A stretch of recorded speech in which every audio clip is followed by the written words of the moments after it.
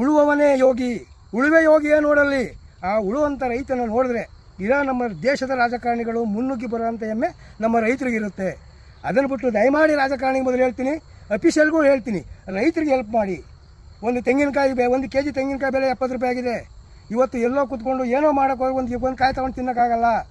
ಅದನ್ನು ಎಲ್ಲ ರೈತ ಬೆಳಿಬೇಕು. ತೆಂಗಿನ ಮರ ಇಟ್ಕೋಬೇಕು, ಇಲ್ಲ ಒಂದು 10 ಮಾವಿನ ಗಿಡ ಇಟ್ಕೋಬೇಕು, ಇಲ್ಲ 10 ಪರಂಗಿ ಮರ ಬೆಳೆಸ್ಕೋಬೇಕು, ಇಲ್ಲ ಒಂದು 2 ಹಲಸಿನ ಮರ ಬೆಳೆಸ್ಕೋಬೇಕು. ಆಗ ರೈತ ಇಡೀ ದೇಶಕ್ಕೆ ಅನ್ನ ಕೊಟ್ಟಂಗೆ ಆಗುತ್ತೆ. ಇದನ್ನು ಬಿಟ್ಟು ನಾನು ಅಲ್ಲೋಯ್ತೀನಿ ಇಲ್ಲೋಯ್ತೀನಿ ಅಂದರೆ ಇನ್ನು ಕೆಲವೇ 2032-35ರಲ್ಲಿ ತಿನ್ನ ಅನ್ನಕ್ಕೆ ಬರ ಬಂದು ಟರ್ಕಿ ದೇಶದಲ್ಲಿ ಪರದಾಡಂಗೆ ಆಗಬೇಕಾಯ್ತು ನಮ್ಮ ಭಾರತ.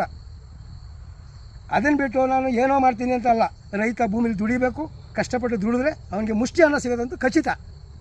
ಈಗ ಇರೋಂಥ ಒಂದು ಏನು ಜಮೀನು ದಿನೇ ದಿನೇ ಜನ ಹೆಚ್ಚಾದಂಗೆ ಕಮ್ಮಿ ಆಯ್ತಾ ಬರ್ತಾಯಿದೆ.